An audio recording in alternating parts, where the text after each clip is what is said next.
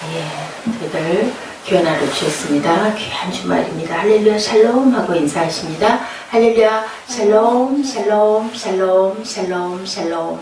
하나님 사랑합니다. 여러분 주 안에서 사랑합니다. 오늘 28일째 되는 날이죠. 사순절 서기관들과 바리새인들을 꾸짖으시는 예수님. 우리 13장 함께 은혜 나눠봤습니다.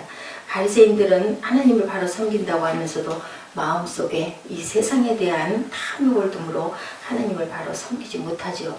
자신만 바로 섬기지 못할 뿐 아니라 또한 그가 인도했다라는 모든 사람들까지 천국문을 너도 못 들어가고 또한 그 사람들도 가로막고 있느냐라고 말씀하십니다. 경계해야 할 바리새인들의 특성, 말만 하고 행실이 없다라고 말씀하죠. 입술의 말은 궁핍을 이룬다. 모든 수고에는 이익이 있어도 입술의 말은 궁핍을 이룰 뿐이다. 우리가 이거 바리새인들 나무라긴 하지만 사실은 우리들이 그거 행하지 못하고 말만 할 때가 얼마나 많은지 모릅니다. 행실 없음에 허탄함. 야고보서 2장 20절입니다. 허탄한 사람아 행함이 없는 믿음이 헛것인 줄 알고자 하느냐.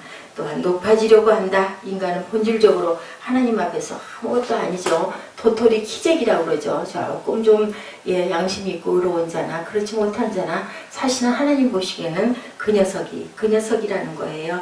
그래서 하나님 앞에는 의롭다 할 사람이 하나도 없다. 인간은 모든 사람과 비교할 때 동등하고 사랑을 나눠야 하는 존재인데 모든 인간은 동등한 인격체로 상호 사랑하는 하나님의 형상을 따라 동등하게 서로 사랑하도록 지음받았기 때문이다. 다 부족합니다. 어떤 면이 조금 나으면 또 다른 면이 또 부족하죠. 그래서 우리는 누구도 교만해서는 안 된다. 교만은 패망의 선봉이다 라고 말씀하죠. 너희 중에는 그렇지 아니하되 너희 중에 누구든지 크고자 하는 자는 너희를 섬기는 자가 되어야 된다 라고 말씀하고 계십니다. 너희 중에 누구든지 으뜸이 되고자 하는 자는 너희 종이 되어야 하리라. 본질을 놓치는 너희들아 라고 말씀하고 있어요. 바리새인들은 성전이나 제단보다는 성전의 재산이나 재물에 비중을 둔다. 아주 아프게 꼬집는 말씀을 하고 있죠. 너희 맹인들이라고 합니다. 예물이냐 그 예물을 거룩하게 하는 제단이냐. 제단이 더 중요한데 예물을 보면은 너희들 그냥 혹하지 않느냐. 성전으로 맹세하는 자는 성전과 그 안에 계신 이로 맹세합니다. 하늘로 맹세하는 자는 하나님의 보좌와 그 위에 앉으신 이로 맹세합니다. 화 있을진저 외식하는 서기관과 바리새인들이야 너희가 박화와 회양과 근처에 실존을 들이되 율법에 더 중한 바 정의와 긍휼과 믿음은 버렸니. 이것도 행하고 저것도 버리지 말아야 된다. 그러니 얼마나 어렵습니까? 맹인된 인도자야 하루살이는 걸러내고 낙타는 삼킨다. 이 말씀은 무슨 말씀일까요? 작은 계명은 지키고 큰 계명은 너희를 버리느냐. 물질이 그렇게 중요하냐. 물질보다 더욱더 귀한 게 하나님의 계명이 아니겠느냐. 로마서 13장 8절에서 10절이죠. 남을 사랑하는 자는 율법을 다 이루었느니라. 사랑은 이웃에게 악을 행하지 아니하나니 그러므로 사랑은 율법의 완성이다. 갈라디아서 5장 14절입니다. 온 율법은 내 이웃 사랑하기를 내 자신같이 하라 하신 말씀에서 이루어졌다. 고린도전서 13장 1절에서 13절입니다. 내가 사람의 방언과 천사의 말을 할지라도 사랑이 없으면 소리나는 꽹과리의 울림과 같다. 의인 아벨의 제단, 그죠? 율례와 법도 곧 하나님의 언약을 지켜 행하는 자를 말하고 있습니다. 신명기 6장 20절에서 25절에 우리가 그 명령대로 이 모든 명령을 삼가 지키면 그것이 곧 우리의 의로움이니라. 로마서 2장 13절입니다. 하나님 앞에서는 율법을 듣는 자가 의인이 아니고 율법을 행하는 자라야 의롭다 하심을 얻으리라. 순종의 종으로 의에 이르느니라. 이렇게 말씀하고 계시죠. 천국문을 사람들 앞에서 닫고 들어가지 못하게 한다. 누가복음 11장 52절에도 지식의 열쇠를 가져가서 들어가고자 하는 자도 막았다. 지식의 열쇠라고 얘기하고 있어요. 지식만 가지고 너희들이 떠들어봐야 그렇게 해서는 누구도 변화시킬 수가 없고 변화될 수가 없다라는 말씀입니다. 우리가 귀하게 오늘 말씀만 쭉 읽어봐도 13장 말씀이 그렇게 말씀하고 있죠. 잔치의 윗자리와 회당의 높은 자리와 시장에서 문안받는 것과 사람에게 랍비라 칭함받는 것을 좋아한다. 너희는 랍비라 칭함받지 말라. 너희 선생은 하나요. 너희는 다 형제로다. 우리 선생님은 누구세요? 예수 그리스도시죠. 예, 이렇게 화가 있을 거다. 외식하는 서기관들과 바리새인들이여, 너희는 교인한 사람을 얻기 위하여 바다와 육지를 두루 다니다가 생기면 너희보다 배나 더 지옥 자식이 되게 하느냐. 예, 아주 그냥 엄하고 무서운 말씀을 하고 계십니다. 의인들을 다 죽인다라고 하죠. 예, 생명의 주를 죽였도다. 그러나 하나님이 죽은 자 가운데서 그를 살리셨으니 우리가 이 일의 증인이라. 생명의 주를 우리가 뭐 십자가에 못 박아 돌아가게 했다라고 말씀하고 있습니다. 의인을 살해하는 자들이다. 너희 조상들이 선지자들 중에 누구를 박해하지 아니하였느냐. 의인이 오시리라 예고한 자들을 그들이 죽였고 이제 너희는 그 의인을 잡아준 자요 살인한 자가 된다. 황폐하게 했다. 황무하게 했다. 우리 조상의 주를 찬송하던 우리의 거룩하고 아름다운 성전이 불에 탔으며 우리가 즐거우던 것이 다 황폐하여 져버렸다라고 말씀합니다. 또한 너희 집이 황폐하여 버려진 바 되었다. 마태복음 23장 39절에 내가 너희에게 이르노니 이제부터 너희는 찬송하리로다. 주의 이름으로 오시는 이여 할 때까지 나를 보지 못할 것이다 라고 마지막 절에 이렇게 말씀하고 계시죠. 내가 너희에게 이르노니 이제부터 너희는 찬송하리로다. 주의 이름으로 오시는 이여 할 때까지 나를 보지 못하리라. 아이 뱀 자들과 젖먹이는 자들에게도 또한 화가 있을 것이다. 환난을 이기기 위해서 정신을 차리고 근신하여 깨어 있어야 한다. 아이 뱀 자와 젖먹이는 자가 평소보다 오히려 신앙이 나태해지기 마련이다. 본절은 이와 같이 믿음이 나태해지는 자는 결코 환난을 면하지 못할 것이다. 누구에게 말씀하고 계시나요? 이 아침에 저희들에게 말씀하고 있죠. 바리새인들이 저지른 거짓된 하나님 섬김은 이 땅에서 형벌로 끝나지 않는다. 마지막 때에 두려워하는 자, 믿지 아니하는 자들과 흉악한 자들과 살인하는 자들과 음행하는 자들과 점술가들과 우상 숭배자들과 거짓말하는 모든 자들은 불과 유황으로 타는 못에 던져지리니 이것이 둘째 사망이다. 한 번 죽고 또한 두 번째 죽어서는 안 되겠죠. 거짓 믿음에 대한 심판을 마태복음 7장 21절에 나더러 주여 주여 하는 자마다 다 천국에 들어갈 것이 아니요 하늘에 계신 내 아버지의 뜻대로 행하는 자라야 할 것입니다. 개들과 점술가들과 음행하는 자들과 살인자들과 우상 숭배자들과 거짓말을 좋아하며 지어내는 자는 다 성 밖에 있으리라. 예수께서 활동하실 당시 진리의 가면을 쓰고 진리를 거스르는 자들이 있었다. 어느 세대에나 있죠. 오늘날에도 그러한 거짓된 자들이 우리 속에 없지 않다. 우리는 그들의 거짓을 영의 눈으로 간파하여 그들을 따르지 아니하므로 그들과 함께 멸망에 이르도록 하지 않아야 할 것이다. 오히려 은혜의 때에 또한 이렇게 거짓과 그런 악이 더 판친다. 아하스의 악점입니다. 28장 1절에서 5절이죠. 아하스가 왕위에 오를 때 나이가 20세라 예루살렘에서 16년 동안 다스렸으나 그의 조상 다윗과 같지 아니하여 야훼 보시기에 정직하게 행하지 아니하고 이스라엘 왕들의 길로 행하여 바알들의 우상을 부어 만들고 흰놈의 아들 골짜기에서 분향하고 야훼께서 이스라엘 자손 앞에서 쫓아내신 이방 사람들의 가증한 일을 본받아 그의 자녀들을 불사르고 어떻게 자녀를 불사를 수 있을까요? 산당과 작은 산 위와 모든 푸른 나무 아래에서 제사를 드리고 분향하니라. 그러므로 그의 하나님 야훼께서 그를 아람 왕의 손에 넘기심에 그들이 쳐서 힘이 많은 무리를 사로잡아 다메섹으로 갔으며 이스라엘 왕의 손에 넘기심에 그가 쳐서 크게 살육하였다. 예, 아람 왕 손에 넘겼다라고죠.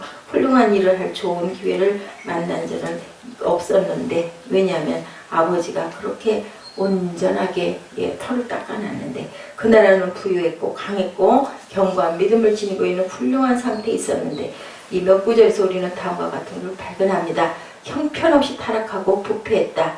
훌륭한 교육을 받았고 좋은 본보기를 보았는데도 불구하고 그러니 참 콩 심은 데 콩나고 팥 심은 데 팥난다고 그러는데 도대체 이 왕은 어째서 이렇게 악한 왕이었을까요? 예.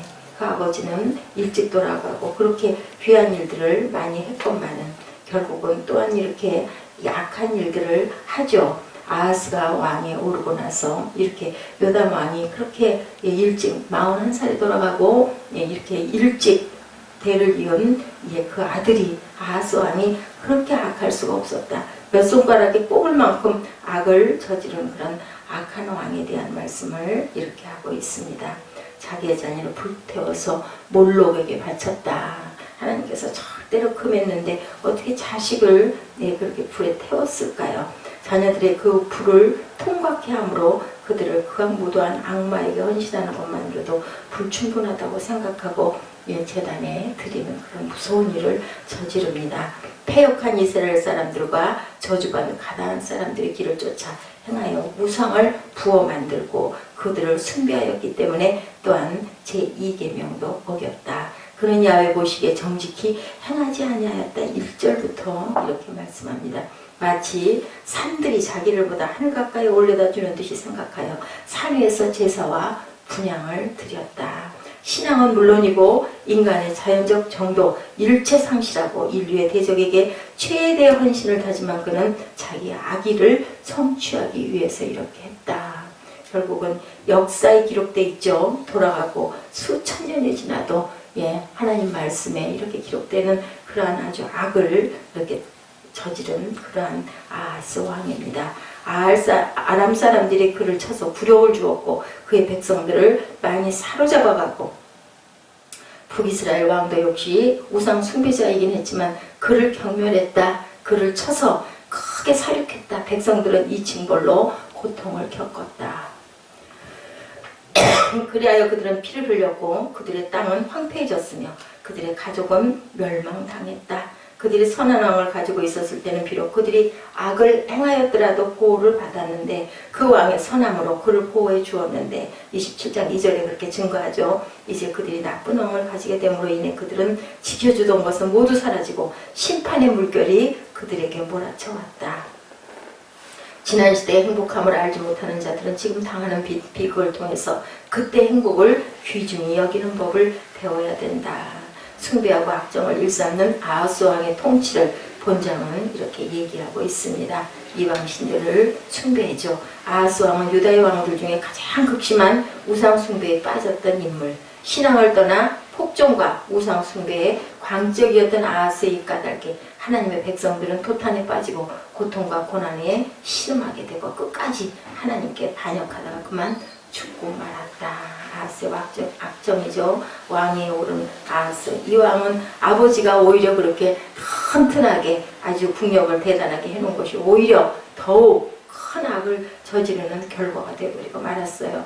그래서 악한 자의 손에 권력이 들어가거나 재물이 들어가거나 하면 오히려 더 큰 악을 저지른다는 것을 우리가 이 아하스 왕을 통해서 압니다.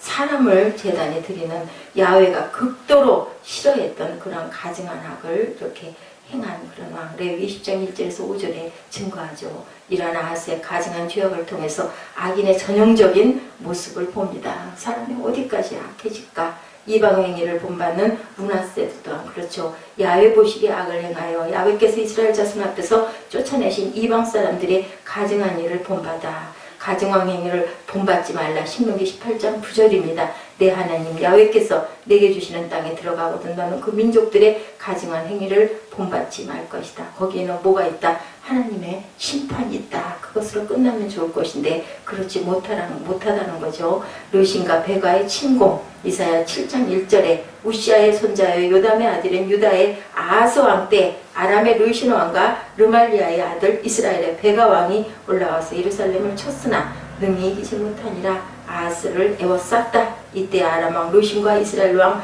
르말리아의 아들 베가가 예루살렘에 올라와서 싸우려 하여 아하스를 에워쌌으나 이기지 못하니라. 이렇게 증거하고 있습니다. 이 모든 것들은 누가 심판하신다? 하나님께서 결과는 심판에서 너희들을 살아남아 있지 못하게 한다라고 이렇게 무섭게 말씀하고 계십니다. 바알을 숭배하고 또한 아세라를 가나안 신으로 바알의 배우자를 통하여 자신을 상징하죠. 하나님 이스라엘 백성에게 가나안에 들어가게 되면 아세라 사람을 불사르고 그 이름을 멸하라고 명령하셨는데 결국은 야훼를 이렇게 버리는 그런 결론. 결국은 천국을 소유하지 못할 뿐만 아니라 불지옥에 떨어지는 그런 무서운 말씀을 증거하고 있습니다. 우리가 오늘 사순절 28일 되는 날 하나님께서 바리새인과 서기관들과 너희만 못 들어가는 게 아니라 천국문을 너희가 막아서 들어가려는 자까지 너희들 이렇게 못 들어가게 하는 너희들에게는 심판이 있을 것이다. 계시록 21장 8절. 아하스 왕도 마찬가지죠. 두려워하는 자들과 믿지 않는 자들과 흉악한 자들과 살인하는 자들과 음행하는 자들과 점술가들과 우상 숭배자들과 거짓말하는 모든 자들은 불과 유황으로 타는 못에 던져지니 이것이 곧 둘째 사망이다. 이 심판들에 대한 것, 거짓에 대한 믿음의 심판, 나더러 주여 주여 하는 자마다 천국에 들어갈 것이 아니요 다만 하늘에 계신 내 아버지의 뜻대로 행하는 자들에게 들어갈 것이며 계시록 22장 15절입니다. 개들과 점술가들과 음행하는 자들과 살인자들과 우상 숭배자들과 거짓말을 좋아하며 지어내는 자는 다 산 밖에 있으리라. 야훼께서 활동하실 당시 진리의 가면을 쓰고 진리를 거스르는 자들이 있었는데 거짓을 영의 눈으로 간파해서 그들을 따르지 아니하고 그들과 함께 멸망하지 않도록 해야 되는데 아하스 왕인 이때에는 우리들이 선택할 여지도 없었죠. 오히려 지금은 그런 자들을 멀리하고 등돌아 안 따라가면 되는데 이 28장 아하스 왕 때는 어떻게 했어요? 그만 그냥 모든 백성들이 다 죽임을 받는 사륙을 당하는 도륙을 당하는 이러한 북이스라엘과 아람 왕의 손에서 얼마나 많은 피를 흘렸을까요? 그 백성들이 왕을 잘못 만나는 그 세대가 그저 60년, 40년, 50년씩 그나마 귀한 왕들이 있어가지고 살 때는 숨을 쉬고 살았을 텐데 이런 왕이 역대에 올라오는 바람에 많은 사람들의 피를 흘리는 그 사건 하나님이 얼마나 아파하셨을까라는 마음을 저희들 묵상하고 오늘도 우리가 아버지 보시기에 온전하게 한 가지의 작은 행동 하나라도 아버지 보시기에 합당하게 그렇게 살아내는 귀한 하루 되시기를 주님의 이름으로 축복합니다. 기도하시겠습니다.